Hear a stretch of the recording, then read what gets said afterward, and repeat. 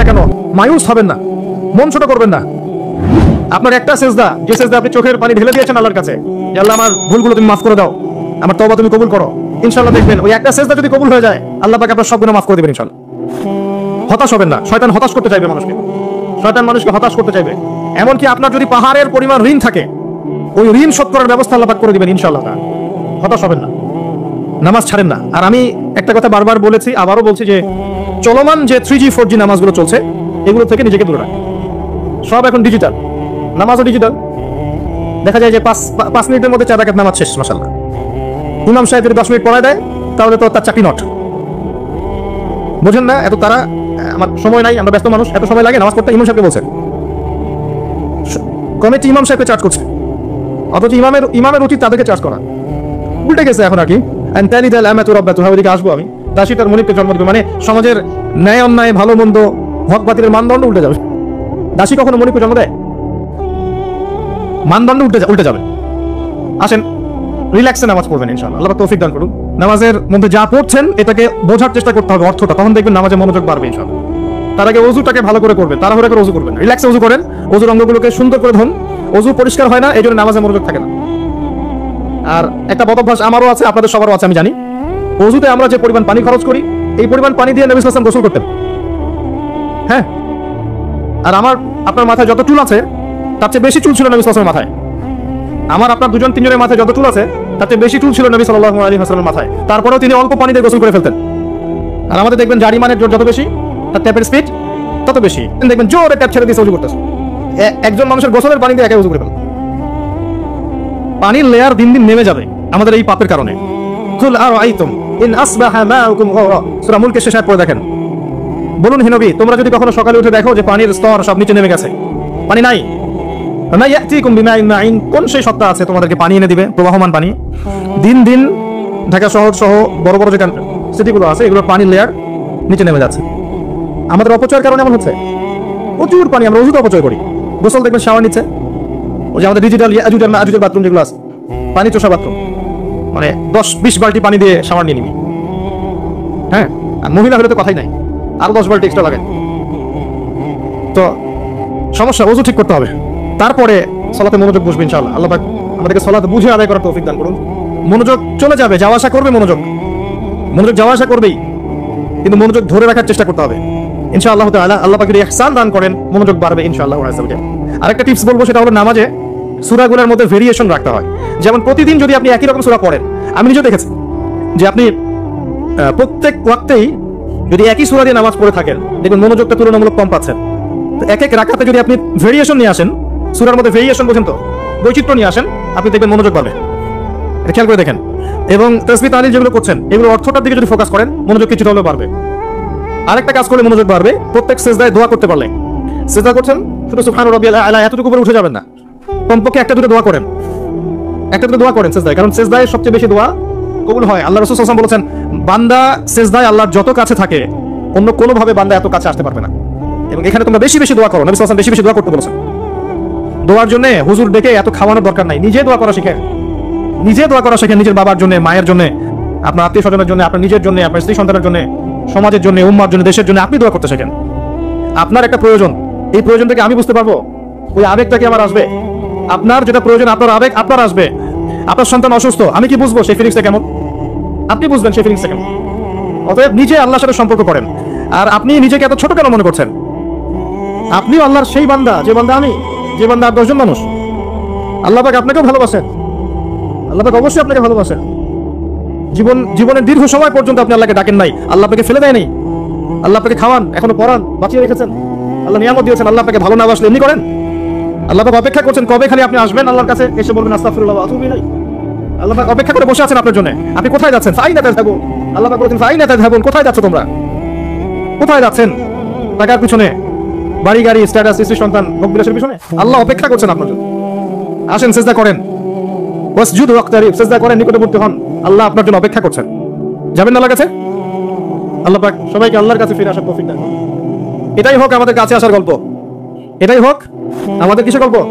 কাছে আসার গল্প। আমাদের জেনার গল্প দরকার নাই। ওদের কাছে জেনা হচ্ছে কাছে আসার গল্প, যার ব্যাপারে আল্লাহ বলেছেন লা তাকরাবু জিনা, ওর ধারের কাছেও যেও না, আর তারা ওইটাকে বলবে কাছে আসার গল্প। ইন্না লিল্লাহি ওয়া ইন্না ইলাইহি রাজিউন। আল্লাহ পাক আমাদের যুবক যুবতীদেরকে হেদায়েত দান করুন, পিতামাতাদেরকে পরিবারে অনুশাসন বজায় রাখার তৌফিক দান করুন। আমাদের এই কাজগুলোর প্রতিফল কিন্তু আমাদেরকে ভোগ করতে হবে। আমাদের মেয়েদের, আমাদের ছেলেদের, তাদেরকে আমরা কিভাবে বড় করছি এটার হিসেব কিন্তু আমাদেরকে চুকিয়ে দিতেই হবে। পিতামাতাদেরকে বলবো সচেতন হয়ে যান, আল্লাহ পাক তৌফিক এনায়েত করুন, আমিন। আর যারা ওই পথে চলে গেছেন তাদের উদ্দেশ্যে একটা কথা বলবো, সেটা হচ্ছে যে এটা একটা মোহ, একটা ভ্রম। বাস্তবতা হচ্ছে যে আপনাকে প্রতিশ্রুতি দিচ্ছে সে আপনাকে অনেক ভালোবাসে, আদতে সে আপনাকে ভালোবাসে না। আদতে সে আপনার অবস্থানকে ভালোবাসে। আপনি আজ হোক আর কাল হোক এটা বুঝতে পারবেন যে সে আপনাকে ভালোবাসে না, আপনার অবস্থানকে ভালোবাসে। আপনার অবস্থান যদি ভালো থাকে সে আপনাকে ভালোবাসবে, অবস্থান ভালো না থাকলে ভালোবাসবে না। একইভাবে আপনি একটা মেয়ের কাছে যে ভোগবিলাস চাচ্ছেন, একটা ছেলে একটা গায়রে মারা মেয়ের সাথে ফ্রি মিক্সিং করে তার একটাই উদ্দেশ্য থাকে, সেই মেয়েটাকে ভোগ করা, সুযোগ পেলেই সে মেয়েটাকে ভোগ করে ফেলবে। একইভাবে এই মেয়েও দেখবেন আপনার যতটুকু সামর্থ্য আছে, অর্থবিত্ত যা যা আছে, এটাকে সে ইউজ করার চেষ্টা করছে তার স্বার্থে। বাস্তবিক অর্থে দুজন দুজনকে ভালোবাসে না মোটেই, দুজন দুজনের স্বার্থকে ভালোবাসে। ভালোবাসা আল্লাহর পক্ষ থেকে আসে।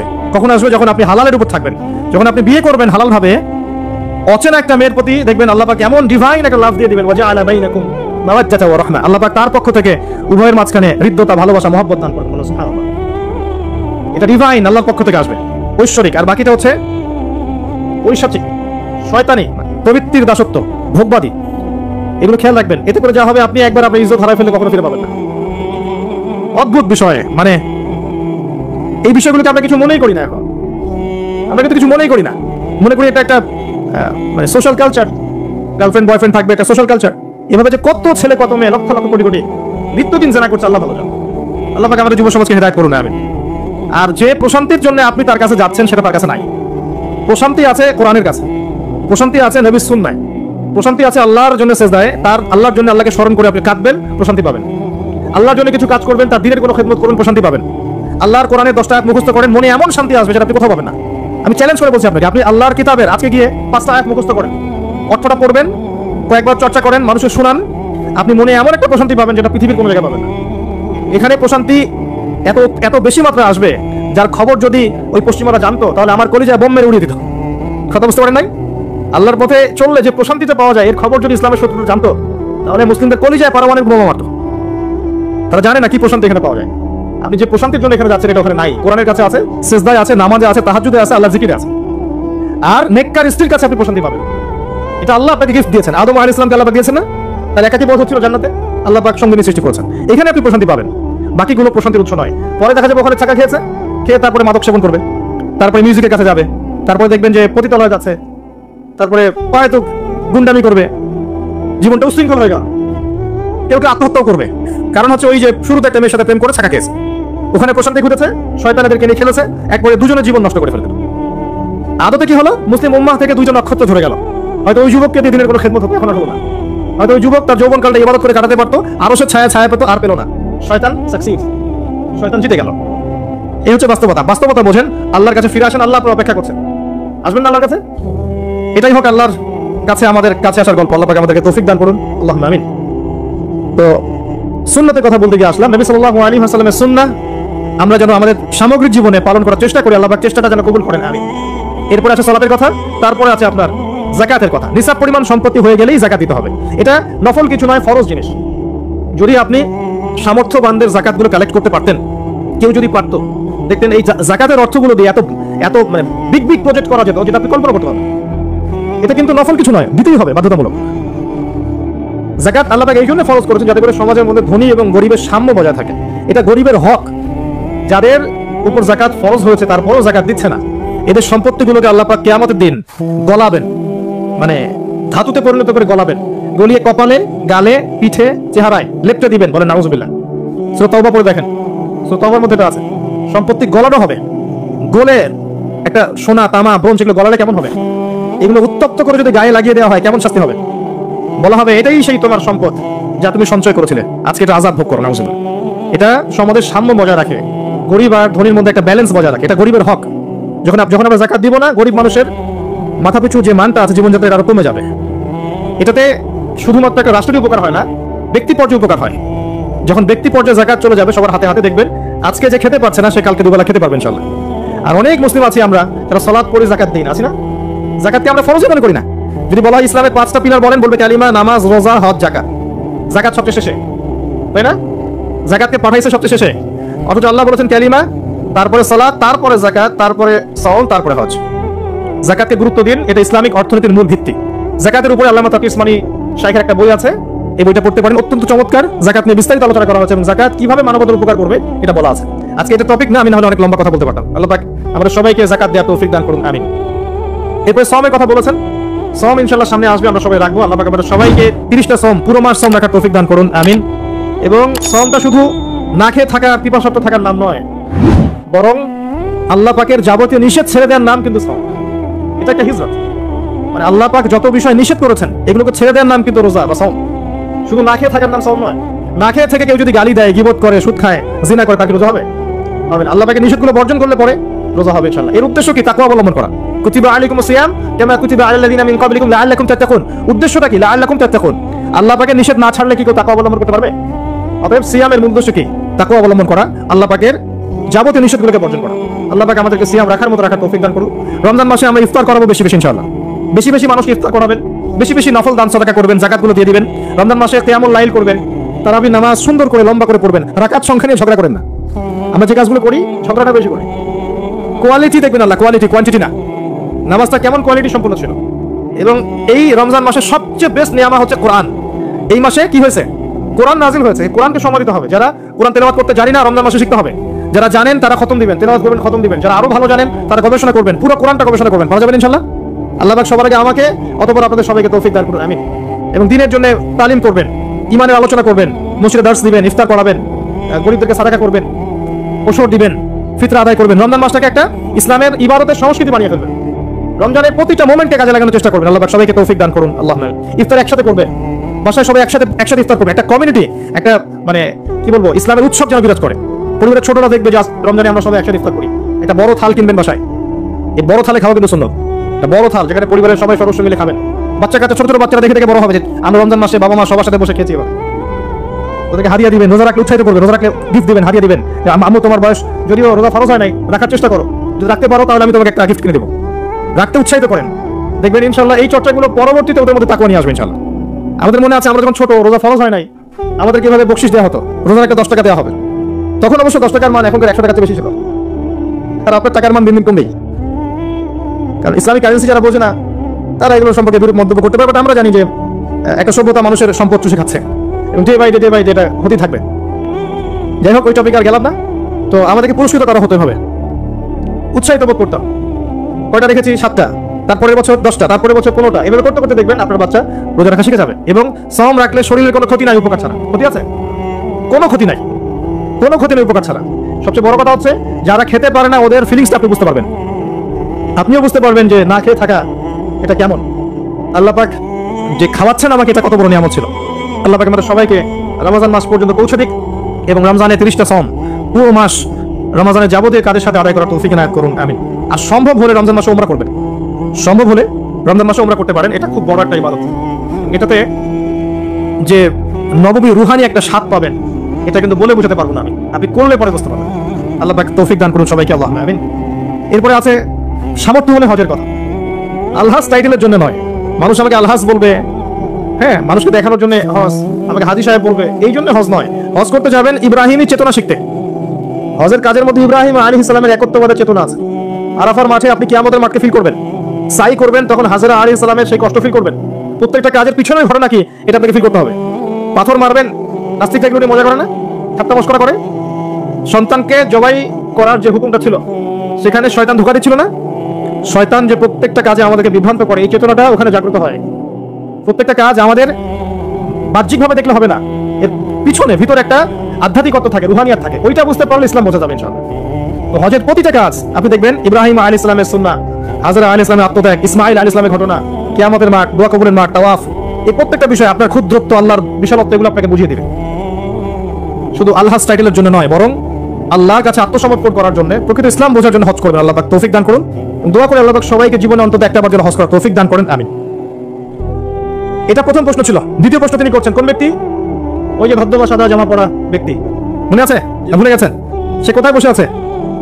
হ্যাঁ, সামনে, হাঁটুর সাথে হাঁটু লাগিয়ে। হাত কোথায়? গরুর উপরে। উস্তাদের সামনে বসার আদব এটা, উস্তাদের সামনে বসার আদব। দ্বিতীয় প্রশ্ন করছে, এবার যে ব্যক্তি বলছে সাদাত, আপনি সত্য বলেছেন। এবার পাশে ছিলেন উমর রাদিয়াল্লাহু আনহু, তিনি বলছেন ফাআজিবনা লাহু, আমরা অবাক হয়ে গেলাম। ইয়াসআলুহু ওয়া ইউসাদ্দিকুহু, সে নিজেই প্রশ্ন করলো, নিজেই আবার সত্যায়ন করছে। কে এই ব্যক্তি? কারণ যে প্রশ্ন করে সে কি সত্যায়ন করতে পারে? আপনি জানতে এসেছেন, একটা বিষয় জানতে এসেছেন, উত্তর পেলেন, আপনি নিজে বলছেন আপনি সত্য বলেছেন, তার মানে আপনি আগে থেকে জানেন, তাই না? এবার দ্বিতীয় প্রশ্ন করছেন তিনি, ইয়া মুহাম্মদ বলেন সাল্লাল্লাহু আলাইহি ওয়াসাল্লাম, আখবিরনি আনিল ঈমান, আমাকে ঈমান সম্পর্কে বলুন। এখন নবী সাল্লাল্লাহু আলাইহি ওয়াসাল্লাম বলেন, আল ঈমান, ঈমান হচ্ছে আন তুমিনা বিল্লাহ, তুমি বিশ্বাস করবে প্রথমত এক আল্লাহর প্রতি, ওয়া মালাইকাতিহি, তার ফেরেশতা মণ্ডলীর প্রতি, ওয়া কুতুবিহি, সমস্ত আসমানি কিতাবের প্রতি, ওয়া রুসুলিহি, সমস্ত নবী রাসূলগণের প্রতি, ওয়াল ইয়াউমিল আখির, পরকালের জীবনের প্রতি। 6 নাম্বার ওয়া আন তুমিনা বিল কদরি খাইরিহি ওয়া শাররিহি, এবং তুমি ঈমান আনবে, বিশ্বাস করবে তাকদীর বা ভাগ্যের ভালো মন্দের প্রতি। এই 6টা বিষয়ের প্রতি মনে বিশ্বাস করবে, মুখে স্বীকার করবে এবং কাজে বাস্তবায়ন করবে, এর নাম হচ্ছে ঈমান। মনে থাকবে কয়টা বিষয়? 6টা। এখানে একটা কথা আমি বলি, আগেও বলেছি আবার বলছি, এই 6টা বিষয় গায়েবের বিষয়। এগুলোকে আপনি যুক্তি বিজ্ঞান দর্শন দিয়ে প্রমাণ করতে পারবেন না। পারবেন না। পরীক্ষা নিরীক্ষা যুক্তি বিজ্ঞান দর্শন দিয়ে ল্যাবরেটরিতে বসে কি আল্লাহ, ফেরেশতা, আসমানি কিতাব, নবী রাসূল পরকাল পরীক্ষা করা যায়? যায় না। এগুলো কিসের বিষয়? গায়েবের বিষয়। আল্লাযীনা ইউমিনুনা বিল গায়ব, মুত্তাকি কারা? যারা গায়েবে বিশ্বাস করে, এদের জন্যই হচ্ছে আলিফ লাম মিম যালিকাল কিতাব লা রাইবা ফীহি হুদাল লিল মুত্তাকিন। তো ঈমানের 6 পিলারকে 3টা কাজ করতে হবে, মনে বিশ্বাস, মুখে স্বীকৃতি এবং কাজে বাস্তবায়ন। যারা শুধু বিশ্বাসটাকেই সবকিছু মনে করে, এদেরকে বলা হয় মুরজিয়া বা শৈথিল্যবাদী। আর যারা কাজ করতে গেলেই পান থেকে চুন খসলেই কাউকে কাফের বলে ফেলে, এদেরকে বলা হয় খাওয়ারিজ বা খারিজি। আহলে সুন্নাহ ওয়াল জামাতের আকীদা হচ্ছে মাঝখানে। ঈমানের বেইস হচ্ছে দুটো জিনিস, মনে বিশ্বাস, মৌখিক স্বীকৃতি। কাজে বাস্তবায়ন হচ্ছে ফুরু বা শাখা। কাজ করতে গিয়ে যদি আপনার ভুল হয়, কবিরা গুনাহ করে ফেলেন, আপনি কাফের হবেন না, বরং ফাসিক বা জালেম হতে পারেন। এবং কবিরা গুনাহ করে ফেললেই কাউকে হত্যা করা জায়েজ নাই, তার তওবার দরজা কি আছে? খোলা আছে। এই হলো ঈমান। তারপরে তিনি আবার প্রশ্ন করছেন, ইয়া মুহাম্মদ বলেন সাল্লাল্লাহু আলাইহি ওয়াসাল্লাম, আখবিরনি আনিল ইহসান, আমাকে ইহসান সম্পর্কে বলুন। বিসমিল্লাহ। তখন নবী সাল্লাল্লাহু আলাইহি ওয়াসাল্লাম বলেন, আল ইহসান, ইহসান হচ্ছে আন তা'বুদাল্লাহা কাআন্নাকা তারাহ, তুমি এমন ভাবে আল্লাহর ইবাদত করবে যেন তুমি আল্লাহকে দেখতে পাচ্ছ। কথা বুঝতে পারছেন? খুব ডিফিকাল্ট, কথাটা বলা সহজ, আমল করা খুব ডিফিকাল্ট। তুমি এমন ভাবে আল্লাহর ইবাদত করবে যেন তুমি আল্লাহকে দেখছো। ওয়া ইল্লাম তাকুন তারাহ ফাইন্নাহু ইয়ারাক, যদি তুমি আল্লাহকে দেখতে না পারো তাহলে জেনে রাখবে আল্লাহ তোমাকে দেখছেন। এই কনসিয়াসনেসের নাম হচ্ছে ইহসান, আত্মশুদ্ধি, আল্লাহ কনসিয়াসনেস। যদি কারোর মধ্যে ইহসান থাকে, সে কি পাপ করতে পারবে? কেউ যদি ফিল করে যে আল্লাহ আমাকে দেখছেন প্রত্যেকটা কাজে, ইবাদতে, ব্যবসায়, মুআমালাতে, সামাজিক বিষয়ে, চাকরি বাকরি, ওয়ার্ল্ড অ্যাফেয়ার্স, প্রত্যেকটা বিষয়ে যদি কেউ মনে করে আল্লাহ আমাকে দেখছে, তাহলে কি কারো পক্ষে পাপ করা সম্ভব? আর কোনো প্রয়োজন আছে? আল্লাহর কথার বাইরে কারো কথা দরকার আছে? আল্লাহ নিজে বলছেন, আল্লাহ পাক নিজে বলছেন, শাহিদ আল্লাহু আন্নাহু লা ইলাহা ইল্লাল্লাহ, আল্লাহ বলছেন আমি আল্লাহ সাক্ষ্য দিচ্ছি আমি ছাড়া কোনো ইলাহ নাই। কথাটা বুঝতে পারলেন? আল্লাহ বলছেন যে আমি সাক্ষ্য দিচ্ছি যে আল্লাহ ছাড়া কোনো ইলাহ নেই। ওয়াল মালায়েকা, মালায়েকা সাক্ষ্য দিচ্ছেন, ওয়া উলুল ইলমি কাইমান বিল কিসত, এবং যারা জ্ঞানী সম্প্রদায়, সত্যসেবী, তারাও সাক্ষ্য দিচ্ছেন। তো আল্লাহ সাক্ষ্য দিচ্ছেন আল্লাহ ছাড়া কোনো ইলাহ নেই, এবং তারপর আয়াতে আল্লাহ পাক বলছেন ইন্না দীনা ইনদাল্লাহিল ইসলাম, যে আল্লাহ সাক্ষ্য দিচ্ছেন তিনি ছাড়া কোনো ইলাহ নেই, সেই আল্লাহ বলছেন আমার কাছে একমাত্র গ্রহণযোগ্য ধর্মের নাম ইসলাম। আর কিছু দরকার আছে? একই সূরায় আবার আল্লাহ বলছেন ওয়া মা ইয়াত্তাবি গায়রাল ইসলামি দীনান ফালা ইউকবাল মিন, যে ব্যক্তি ইসলাম ছাড়া অন্য কোনো জীবন ব্যবস্থা তালাশ করবে, তার কাছ থেকে কোশ্চিন কালেও কিছু কবুল করা হবে না। এই সূরায় আল্লাহ বলছেন আফা গায়রা দীনিল্লাহি ইয়াবগুন, তারা কি ইসলাম ছাড়া অন্য দিন তালাশ করছে? ওয়ালাহু আসলামা মান ফিস সামাওয়াতি ওয়া মান ফিল আরদি তাওআন আও কারহা, অর্থাৎ আসমান সমূহে এবং জমিনের প্রতিটা সৃষ্টি ইচ্ছায় হোক অনিচ্ছায় হোক আল্লাহর সামনে আত্মসমর্পণ করেছে। আর কোনো প্রমাণ দরকার আছে? এই দিনটা কি আংশিক না পরিপূর্ণ? সূরা মাইদায় চলে যান, আল্লাহ পাক বলেছেন আল ইয়াউমা আকমালতু লাকুম দীনাকুম, বিদায় হজের দিন এই আয়াত নাযিল হয়েছে। যেদিন নবীজি বলেছেন তারাকতু ফিকুম আমরাইন, ছেড়ে যাচ্ছে দুটো বস্তু, কোরআন এবং সুন্নাহ, ওই দিন এই আয়াত নাযিল হয়েছে যে আল ইয়াউমা আকমালতু লাকুম দীনাকুম, আজকে আমি তোমাদের জন্য এই দিন ইসলামকে কামিল করলাম, পরিপূর্ণ করলাম। ইসলামে ঢোকানোর কিছু অবকাশ নাই, বের করার কোনো সুযোগ নাই, পরিপূর্ণ। ওই যে একটা আয়াত পড়লাম শুরুতে, ওয়া নাযালনা আলাইকাল কিতাব তিবয়ানান লিকুল্লি শাই, সূরা নাহল 89 নম্বর আয়াত, আল্লাহ বলছেন আমি আপনার প্রতি এমন একটা কিতাব নাযিল করেছি, অর্থাৎ কোরআন, তিবয়ানান লিকুল্লি শাই, যেটা প্রত্যেকটা বিষয় ব্যাখ্যা। এমন কিছু নাই যেটা কোরআনে আল্লাহ ব্যাখ্যা করেননি, এমন কিছু নাই। ওয়া হুদান, এবং এটা হেদায়েত, ওয়া রাহমা এবং দয়া, ওয়া বুশরা লিল মুসলিমিন, মুসলিমদের জন্য এটা সুসংবাদ। এরকম আয়াত আর অনেক জায়গায় আছে, স্পেশালি সূরা কাফের 54 নম্বর আয়াতেও আছে, আর অনেক সূরা বনী ইসরাঈলের মধ্যেও আছে।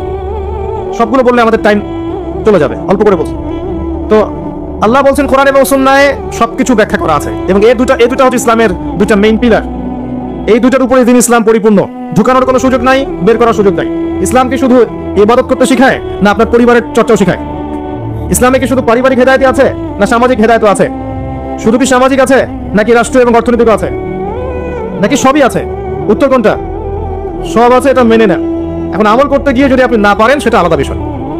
আমল করতে গিয়ে হয়তো আপনি পাচ্ছেন না, আপনি ইবাদত করতে পারছেন, হয়তো পারিবারিক বিষয়টা পাচ্ছেন না, পারিবারিকটা পাচ্ছেন, সামাজিকটা পাচ্ছেন না, সামাজিকটা পাচ্ছেন, পলিটিক্যালটা পাচ্ছেন না। না পারার বিষয়টা ডিফারেন্ট। আগে আকীদা ঠিক করেন যে ইসলামে আছে সমাধান। আকীদা ঠিক করে যদি কেউ আমল করতে নাও পারে, ইনশাআল্লাহ আল্লাহ পাক মাফ করতে পারেন। আল্লাহ পাক মাফ করতে পারেন যে আমার বান্দার আকীদা ঠিক ছিল, যে সে ইসলামকে পরিপূর্ণ জীবন ব্যবস্থা হিসেবে মেনে নিয়েছে, এরপরে সে আমল করতে গিয়ে পারে নাই বিভিন্ন কারণে। হতেই পারে, সবসময় একরকম সিচুয়েশন থাকে না, তাই না? কিন্তু যদি আকীদাই ঠিক না থাকে, যদি কেউ মনে করে না ইসলামে সবকিছু নাই, এটা এই যুগে চলে না ওই যুগে চলতো, ইসলামের বিধানগুলো সব মূল্যবাদী বিধান, এগুলো চলে না ওই যুগে, এই যুগে চলে না ওই যুগে চলতো, এগুলো করতে গেলে আমরা পিছায় পড়বো। আকীদাই যদি গলত থাকে তাহলে তো সমস্যা। তখন কবরে যখন প্রশ্ন করা হবে মা দীনুক, সে বলবে লা আদরি লা আদরি, তোমার দিন কি? সে বলবে আমি জানি না, আমি জানি না। কারণ দুনিয়াতে ইসলামকে পরিপূর্ণরূপে সে স্বীকার করে নাই। এখন আমাদের প্রথম কাজ স্বীকার করে নেওয়া যায় ইসলামের সমাধান আছে। আপনি এখন আমল করতে পারবেন না, আমিও জানি। কেউই এখন ইসলামের পরিপূর্ণ বিষয়গুলো পালন করতে পারবে না। পুরো সিচুয়েশনটাই ডিফিকাল্ট এবং ইসলামের মুসলিমদের বিপক্ষে। মাক্কি যুগে, যেখানে মক্কার জাহিলিয়াত ছিল, ওই যুগে কি ইসলামের সমস্ত বিধানগুলো বাস্তবায়ন করা গেছে? সম্ভব হয়? হয় না। পুরো বিশ্বের অবস্থা মক্কার চেয়ে কোনো অংশে কম না এখন। আপনার দুই চোখ লাগবে, বাইরের চোখ আর ভিতরের চোখ দিয়ে দেখেন, আপনি বুঝতে পারবেন যে পুরো ওয়ার্ল্ড ওয়াইড যে অবস্থা চলছে, এটা মাক্কি জাহিলিয়াতের চেয়ে কোনো অংশে কম না। এখানে যদি আপনি শুরুতেই সবকিছু ইম্পোজ করতে চান, পারবেন না, এবং এটা ভুল হবে। বরং বেসিক প্রাইমারি জিনিসগুলো দিয়ে শুরু করতে হবে।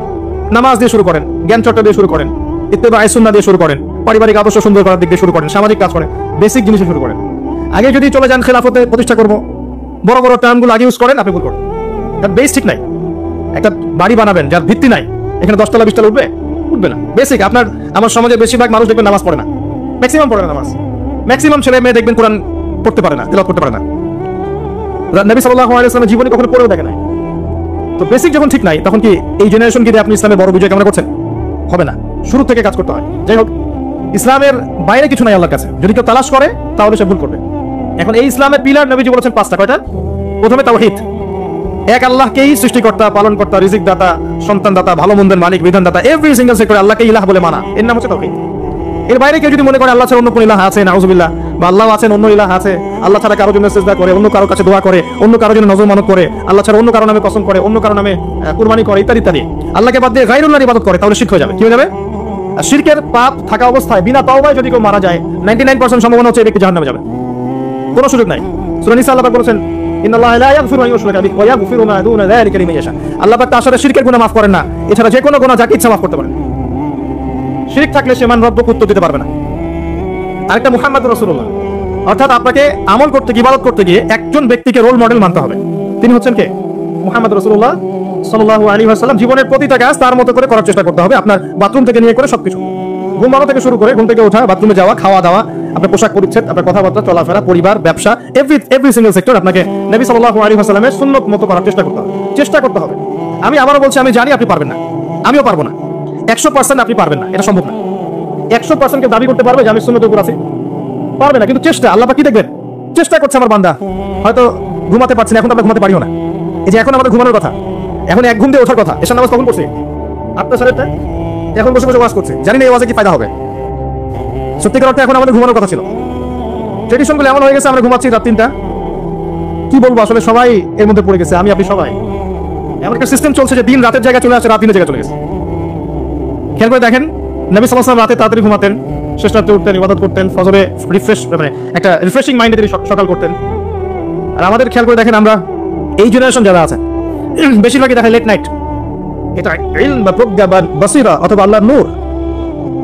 10 বছর আগ থেকে বলা হয়েছে, আমি নিজে উচ্চারণ করেছি মিনিমাম 5 বছর আগে, যে ওয়ার্ল্ড এমন একটা সময়ের দিকে যাবে ইনশাআল্লাহ, যখন পেপার মানি বলে কিছু থাকবে না, সবকিছু হবে ক্যাশলেস সোসাইটি। ক্যাশলেস সোসাইটি, কাগজের টাকাহীন একটা সভ্যতা, একটা সমাজ। আপনি ডিজিট পার করবেন, জাস্ট ডিজিট থ্রো করবেন, সংখ্যা থ্রো করবেন, এবং এমন একটা মুদ্রা তারা আপনাকে ধরিয়ে দিবে যেটা আপনি হাত দিয়ে ছুঁতে পারবেন না, পকেটেও রাখতে পারবেন না। এই যে বিষয়গুলো, এগুলো কি ভবিষ্যৎবাণী না বর্তমান? বর্তমান সম্পর্কে যারা ওয়াকিফাল নয়, বর্তমান সম্পর্কে যারা ঘুমন্ত, তাদের কাছে কথাগুলো ভবিষ্যৎবাণী মনে হতে পারে, কিন্তু বিষয়গুলো ভবিষ্যৎবাণী নয়। আস্তে আস্তে ওয়ার্ল্ড সেদিকে চলে আসছে। খিদর আলাইহিস সালাম বলছেন, ইন্নাকা লান তাসতাতি আন আয়া সাবরা, তুমি আমার সাথে ধৈর্য ধরতে পারবে না। এটা কি ভবিষ্যৎবাণী? তার বাসিরা। গল্পের শেষে গিয়ে দেখেন, মুসা আলাইহিস সালাম এক্স্যাক্টলি তাই করেছেন, তিনি ধৈর্য ধরতে পারেননি। প্রথমবার এই নৌকাটা কেন ফুটা করলেন? দ্বিতীয়বার এই বাচ্চাকে কেন হত্যা করলেন? তৃতীয়বার এই দেয়ালটা কেন নির্মাণ করলেন বিনা পারিশ্রমিকেই? আমার কথা ধরতে পারছেন? সূরা কাহফ পড়েছেন তো একবার? আলহামদুলিল্লাহ। তো মূসা আলাইহিস সালাম প্রশ্ন করে যাচ্ছেন, খিদর আলাইহিস সালাম 3 নাম্বার প্রশ্নের পরে বললেন, হাদা ফিরাকু বাইনি ওয়া বাইনিক, তোমার আর আমার এখানেই পার্থক্য, এখানেই বিচ্ছেদ, তোমার সাথে পথ চলা আমার আর হলো না। আল্লাহ নবী সাল্লাল্লাহু আলাইহি ওয়াসাল্লাম বলেছিলেন, যদি সেদিন মূসা আলাইহিস সালাম এত বেশি প্রশ্ন না করতেন তাহলে হয়তো আরো অনেক জ্ঞান জানা যেত। সুবহানাল্লাহ। এরপর তিনি উত্তর দিলেন, আমি এমনি এমনি নৌকা ফুটা করি নাই, নৌকা যদি ফুটা না করতাম তাহলে এই ত্রুটি মুক্ত নৌকাটাকে জলদস্যুরা নিয়ে চলে যেত। যদি বাচ্চাকে হত্যা না করতাম এই বাচ্চা বড় হয়ে বড় কাফের হতো এবং নিজে কুফরি করতো, ওর পিতা মাতাকেও কাফের বানাতো। আমাদের এখনকার এই যে এথিস্ট প্রজন্মের মতো, এখনকার নাস্তিক জেনারেশনের মতো, নিজেও কাফের হচ্ছে আর জনগণকেও কাফের বানাচ্ছে। এদেরকে যদি খিদর আলাইহিস সালাম পেতেন বাল্য বয়সে হত্যা করতেন। সিম্পল। কারণ তিনি হত্যা করেছেন এমন একজন বালককে যে বড় হয়ে কাফের হতো, আল্লাহ তাকে জানিয়েছিলেন, এবং নিজে তো হতোই, অন্য মানুষদেরকে করতো, পিতা মাতাকে করতো। আর দেয়ালটা নির্মাণ করেছে এই কারণে, ওই দেয়ালের নিচে 2 জন ইয়েতিম বাচ্চার সম্পত্তি আছে যাদের পিতা মাতা সালেহ ছিল, সৎ ছিল। পিতা মাতা সৎ হলে সন্তানদের ভবিষ্যতের দায়িত্ব আল্লাহ নিজে নিয়ে নেন। এই পিতা মাতা কিন্তু বেঁচে নাই, সন্তান ছোট, পিতা মাতা সৎ ছিলেন, আল্লাহ খিদর আলাইহিস সালামকে পাঠিয়ে তাদের নিরাপত্তার ব্যবস্থা করলেন। খেয়াল করেছেন? আপনি আমি যদি সৎ হই, আপনার আমার সন্তানকে নিয়ে এত টেনশন করার কিছু নাই, তাদের ভবিষ্যতের দায়িত্ব কে নেবেন? আল্লাহ নিয়ে নেবেন ইনশাআল্লাহ। ওই যে জাফর ইবনে আবি তালিব রাদিয়াল্লাহু আনহু মুতার যুদ্ধে শহীদ হয়েছিলেন, তখন তার বাচ্চারা ছোট ছোট ছিলেন। নবী সাল্লাল্লাহু আলাইহি ওয়াসাল্লাম জড়িয়ে ধরে এই বাচ্চাদেরকে জড়িয়ে ধরে কেঁদেছেন অঝোর নয়নে। তিনি একজন মানুষ ছিলেন, আর এটা আল্লাহর রহমত যে তিনি কেঁদেছেন কষ্টে। তাকে আল্লাহ দেখিয়েছেন এই যে মুতার যুদ্ধ, যেখানে মাত্র 3000 মুসলিম সৈন্য আর 2 লক্ষ রোমান সৈন্য, যুদ্ধ কি সম্ভব? এরপরেও মাত্র 12 জন সাহাবী শাহাদাত বরণ করেছেন এই যুদ্ধে। 3000-এর মধ্যে মাত্র 12 জন, তার মধ্যে 3 জন সেনাপতি, একজন যায়েদ ইবনে হারেসা, নাম মুখস্থ রাখবেন। 2 নম্বর আব্দুল্লাহ ইবনে রাওয়াহা রাদিয়াল্লাহু আনহু, 3 নম্বর জাফর ইবনে আবি তালিব রাদিয়াল্লাহু আনহু আজমাইন। একজন একজন শহীদ হচ্ছেন, আল্লাহ রাসূলকে দেখানো হচ্ছে, তিনি বলছেন এই মাত্র যায়েদ শহীদ হলো, এই মাত্র আব্দুল্লাহ ইবনে রাওয়াহা শহীদ হলো, এই মাত্র জাফর শহীদ হলো। এখন পর্যন্ত নবী সাল্লাল্লাহু আলাইহি ওয়াসাল্লামকে যদি আমরা সালাম জানাই, দরুদ পড়ি, আল্লাহর ফেরেশতারা এই দরুদগুলো কালেক্ট করে নবী পর্যন্ত পৌঁছে দেয়।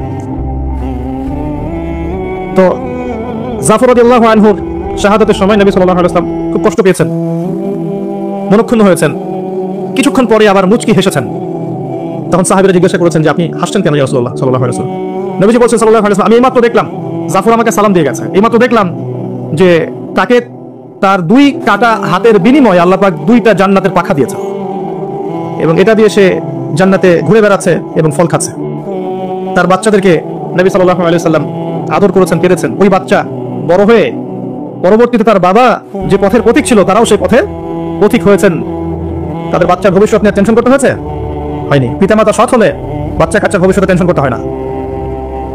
একটা কথা বলতে চাই, এই 3 জন সাহাবী শাহাদাত বরণ করার পরে আল্লাহ রাব্বুল আলামিনের একজন তরোয়াল সাইফ, তিনি পতাকা হাতে নিয়েছেন এবং তার হাতে আল্লাহ পাক এই যুদ্ধে মুসলিমদের বিজয় দান করেছেন। তার নাম কি বলতে পারবেন? শুকরান। খালিদ বিন ওয়ালিদ রাদিয়াল্লাহু আনহু জীবনের একটা বড় পর্যায় পর্যন্ত ইসলামের বিপক্ষে ছিলেন, এমনকি উহুদের যুদ্ধে মুসলিমদের বিপক্ষে ছিলেন। তার একার শৌর্যবীর্যে উহুদের দিন মুসলিমদের মধ্যে অনেক সাহাবী শহীদ হয়ে গেছেন, এবং প্রায় 70 জন, এবং মুসলিমদেরকে একটা বিপর্যয়ের সম্মুখীন হতে হয়েছে একজনের কীর্তির কারণে, খালিদ বিন ওয়ালিদ রাদিয়াল্লাহু আনহু। শুনেন, ওমর রাদিয়াল্লাহু আনহু অস্ত্র হাতে বের হয়েছেন নবী সাল্লাল্লাহু আলাইহি ওয়াসাল্লামকে হত্যা করার জন্য। সেই ওমর রাদিয়াল্লাহু আনহুকে আল্লাহ পাক ইসলামের দ্বিতীয় খলিফা বানিয়েছেন। সেই খালিদ বিন ওয়ালিদ রাদিয়াল্লাহু আনহুকে আল্লাহ পাক মুতার যুদ্ধে এমন শৌর্যবীর্য দিয়েছিলেন যে তিনি বলছেন আমার হাতে ওই দিন 9টা তরোয়াল ভেঙেছে। কয়টা? 9টা তরোয়াল আমার হাতেই ভেঙেছে। তাহলে চিন্তা করেন কতজন কাফেরকে সে জাহান্নামে পাঠিয়েছে। আমি একটা বিষয় বলার জন্য কথাটা বললাম, এখন যারা ইসলামের বিপক্ষে আছে প্রত্যেকটা সেকশনে উপর থেকে নিচ পর্যন্ত কাউকে আন্ডার এস্টিমেট করবেন না। সবার কাছে ইসলামের দাওয়াত পৌঁছাতে হবে। এমন হতে পারে এখন যারা ইসলামের স্পষ্ট বিরোধিতা করছে, এই মানুষগুলোর মধ্য থেকেও আল্লাহ পাক ওমর এবং খালিদ বের করতে পারেন।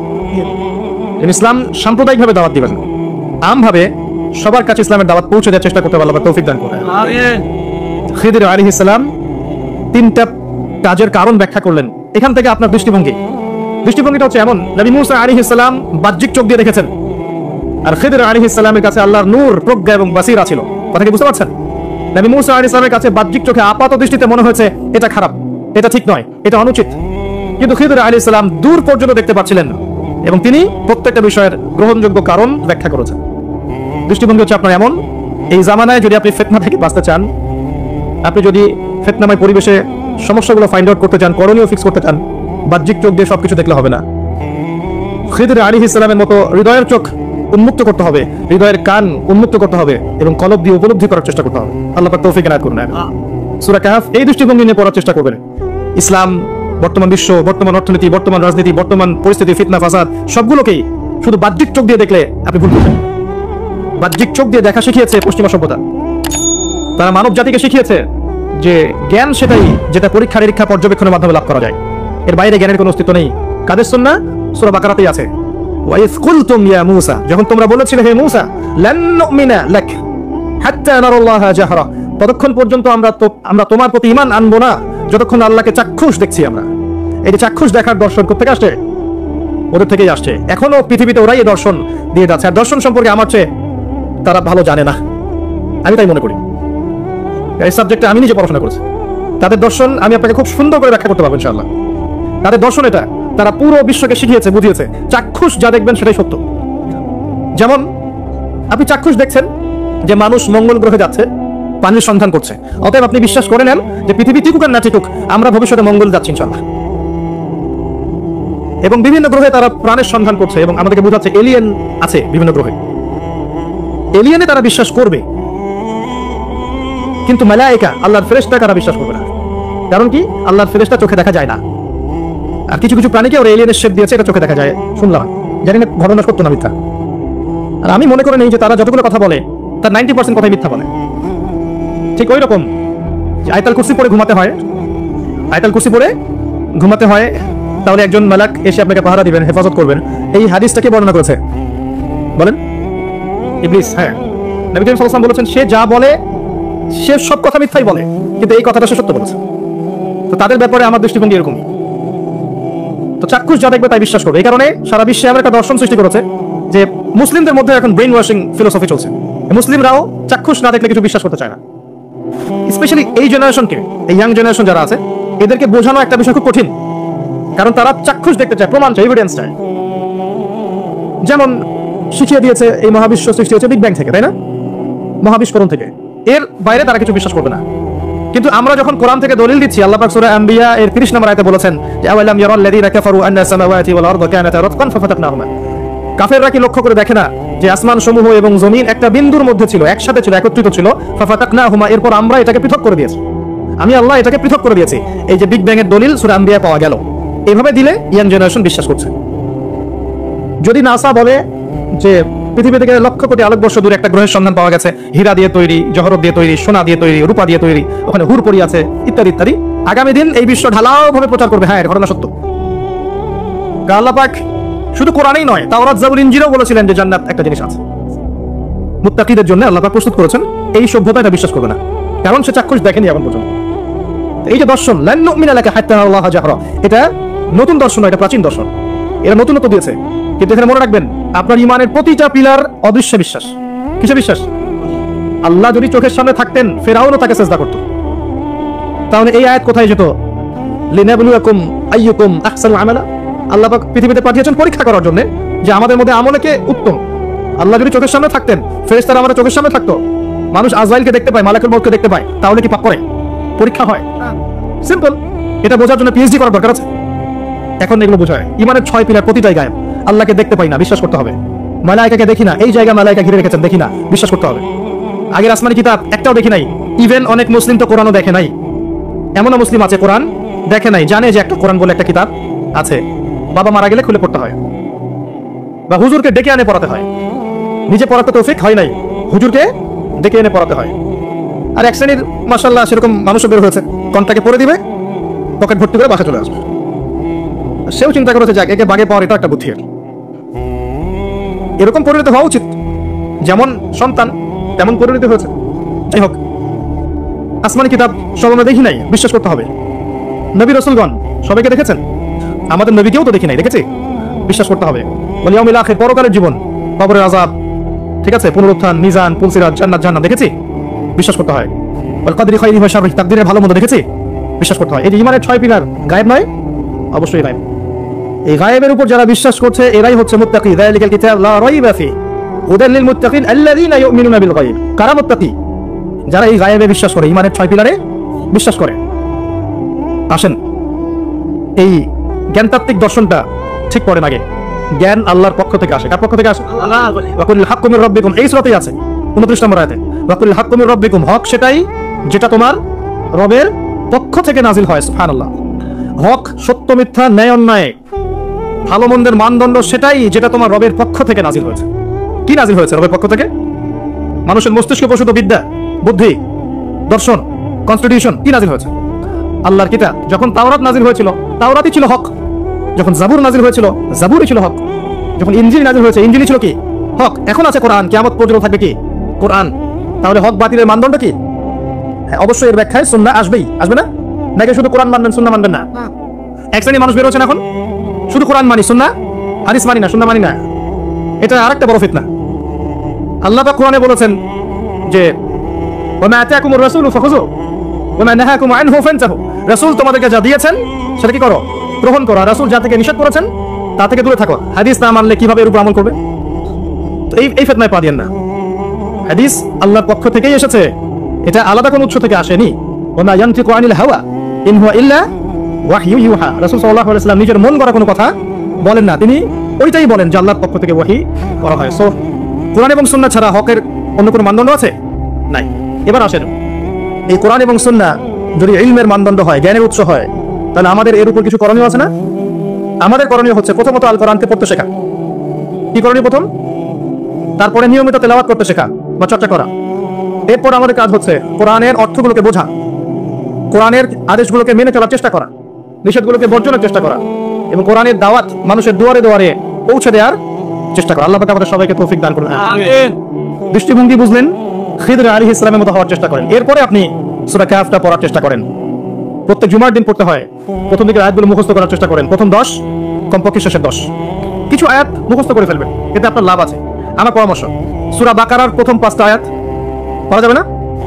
সূরা ফাতিহা একটু পারেন মাশাআল্লাহ, সূরা ফালাক, নাস, ইখলাস, সূরা কাফিরুন, সূরা বাকারার 255 নম্বর আয়াত, আয়াতুল কুরসি, শেষের 3টা আয়াত, তারপরে আপনার সূরা হাশরের শেষের 3 আয়াত, সূরা জিন প্রথম 10, সূরা কাহফ প্রথম 10, শেষের 10, সূরা মুলক, সূরা ইয়াসিন, সম্ভব হলে সূরা রহমান, সূরা ওয়াকিয়া। এই যে আয়াতগুলো আছে, এগুলো একটু মুখস্থ করার চেষ্টা করা যায় না? পারবো না ইনশাআল্লাহ? সারা বছরে আমরা এখন পর্যন্ত মাশাআল্লাহ 100-200 বই পড়ি নাই? পড়েছি ইনশাআল্লাহ, পড়েছি না? আমরা বই পড়েছি, উপন্যাস পড়েছি, আমরা বাংলা, ইংরেজি, অঙ্ক, ফিজিক্স, কেমিস্ট্রি, বায়োলজি মাশাআল্লাহ অনেক কিছু পড়েছি, পড়ি নাই? আল্লাহ আমাদেরকে তৌফিক দান করুন, আমরা যেন আল কোরআন পরিপূর্ণরূপে মুখস্থ করতে না পারলেও আমরা যেন আংশিক হলেও মুখস্থ করতে পারি। আল্লাহ পাক আমাদের সবাইকে তৌফিক দান করুন, আমিন। এরপরে আমি শেষ করার আগে সূরা কাহফের কিছু বিষয় আপনাদের সাথে শেয়ার করব ইনশাআল্লাহ। সেটা হলো, সূরা কাহফ আপনাকে শেষ জামানা থেকে বাঁচাবে ইনশাআল্লাহ। এর মধ্যে একটা গল্প আছে, আসহাবুল কাহফের গল্প। কার গল্প? এই আসহাবুল কাহফের গল্পটাকে খুব ভালো করে পড়বেন। পড়লে আপনি বুঝতে পারবেন যে এই গল্পের মধ্যে এমন কিছু একটা আছে যেটা আপনাকে মাসিহুদ দাজ্জাল, সমসাময়িক ফিতনা এবং চলমান বৈশ্বিক ফিতনাগুলো থেকে বাঁচাবে ইনশাআল্লাহ তাআলা। তাদের মূল কাজটা ছিল এই যে তারা ঈমান নিয়ে এসেছিল, প্রথম ঈমানটা গোপন রেখেছে, এরপর ঈমানটাকে প্রকাশ করেছে, ঈমানের দাওয়াত মানুষকে দিয়েছে। দাওয়াত দেওয়ার পর কিছু মানুষ, মানে বেশিরভাগ মানুষই তাদের দাওয়াত কবুল করেনি। তারা ওই জায়গা থেকে হিজরত করে চলে গেছে, চলে গিয়ে একটা গুহায় আশ্রয় নিয়েছিল। সেখানে আল্লাহ পাক তাদেরকে 300 বছর ঘুম পাড়িয়ে রেখেছেন। ঠিক আছে, ঘুম পাড়িয়ে রাখার পর আল্লাহ পাক উঠিয়েছেন এমন সম্প্রদায়ের কাছে যে সম্প্রদায় পরকালে বিশ্বাস করতো না। আল্লাহ পাক এই ঘটনার মধ্য দিয়ে আল্লাহ রাব্বুল আলামিন পরের জেনারেশনের মানুষকে শিক্ষা দিয়েছেন যে পরকালটা সত্য। আসহাবুল কাহফ এমন একটা যুগের মধ্যে ছিলেন যেই যুগটা কিন্তু বর্তমান আধুনিক দাজ্জালের সভ্যতার মতোই ছিল। সেখানেও এরকম শিরক ছিল, সুদ ছিল, জিনা ছিল, আপনার কুফরি ছিল, হারাম সব কিছু ছিল। আপনি মিলিয়ে দেখবেন তারা ওই যুগেই থেকেছেন। এই যুগেও যারা আসহাবুল কাহফের মতো ঈমান নিয়ে আসবে, ঈমানকে চর্চা করবে, তারপরে দাওয়াত প্রদান করবে এবং ঈমান প্রতিষ্ঠার চেষ্টা করবে, এক পর্যায়ে তারা দেখতে পারবে যে পরিস্থিতি তাদের অনুকূলে থাকছে না। কারণ হচ্ছে ফিতনা থেকে টোটালি নিজেকে ডিসকানেক্টেড করে স্বতন্ত্র থাকার চেষ্টা করা। নিজে থাকুন, নিজের পরিবার নিয়ে থাকুন, নিজের সাধ্যের মধ্যে দিনের দাওয়াতি কাজ করতে থাকুন, ফিতনাময় পরিবেশ থেকে নিজেকে সরিয়ে রাখুন। কম কথা বলেন, কম মানুষের সাথে মেশেন, ফিতনায় কম যান। আপনি আপনার নিজের আহাল পরিবারকে নিয়ে ইসলামকে নিয়ে চলার চেষ্টা করেন, আপনার সাধ্যমতো যতটুকু করার এতটুকু করেন। আর যদি এক সময় দেখেন ফিতনায় মোটেই টিকতে পারছেন না, আসহাবুল কাহফ যেমন করে ডিসকানেক্টেড হয়ে গেছে, এভাবে ফিতনাময় পরিবেশ থেকে নিজেকে আড়াল করে নেন। এই একটা মাত্র অপশন আছে যদি আপনি এই ফিতনাময় জর্জরিত পরিবেশ থেকে নিজেকে সেভ করতে চান। প্রথমেই ওই লেভেলে যাওয়ার প্রয়োজন নেই, প্রথমে আগে তাদের মতো ঈমান নিয়ে আসেন। এরপরে ইমানের চর্চা করেন, ইমান প্রচার করেন, দিনের প্রচার প্রসার প্রতিষ্ঠার চেষ্টা করেন, সমস্যা আসলে ফেস করতে থাকেন। একটা পর্যায়ে গিয়ে যদি দেখেন যে আপনি কোনোভাবেই ফিতনাময় পরিবেশে টিকতে পারছেন না, তখন সেখান থেকে আপনি সরে যান। সরে গিয়ে নিজের পরিবার এবং আপনার মতো করে যারা চিন্তা করে তাদের সাথে মিলেমিশে থেকে দিন নিয়ে টিকে থাকেন, তারপরেও ফিতনাময় পরিবেশে চলে যায় না। এছাড়া আপনার কাছে বৈশ্বিক ফিতনাময় পরিবেশ থেকে বাঁচার কোনো অপশন আছে বলে আমার জানা নেই। আর মাসিহুদ দাজ্জালের ফিতনা থেকে আল্লাহ পাক আপনাকে এই সূরার মধ্য দিয়ে বাঁচাবে এভাবেই, যদি আপনি আসহাবুল কাহফের মতো ইনিশিয়েটিভ গুলো নিতে পারেন। আদারওয়াইজ এই সূরা পড়েও মাসিহুদ দাজ্জালের ফিতনা থেকে বাঁচা যাবে না। আমরা পুরো পরিবেশ যদি পর্যবেক্ষণ করি তাহলে কিছু করণীয় বের করতে পারবো। এই করণীয়গুলো এক কথায় বলে আমি আমার আলোচনা গোটাচ্ছি, কারণ অনেক বেশি কথা বলে মনে রাখতে পারবেন না। আমি আমার ক্ষুদ্র জ্ঞানে যা বুঝতে পারছি আমি আপনার সাথে শেয়ার করছি। আমার কথায় যদি ভুল থাকে এটা আমার পক্ষ থেকে, সঠিক হলে আল্লাহর পক্ষ থেকে। এবং আপনার কাছে শোনার পরে পর্যালোচনা করে যদি মনে হয় কথাগুলো ঠিক আছে তাহলেই কেবল গ্রহণ করবেন, অন্যথায় করবেন না। আমার মনে হয় এই পরিবেশে টিকে থাকতে হলে আপনাকে আমাকে প্রথমত ইলম অর্জন করতে হবে। কি করতে হবে? ইলম অর্জন করতে হবে। এই ইলম অর্জন একা একা করা যায় না, ওস্তাদ লাগবে। হকপন্থী ওস্তাদের কাছে যাবেন, কনস্ট্রাকটিভ সিলেবাসে পড়াশোনা করবেন।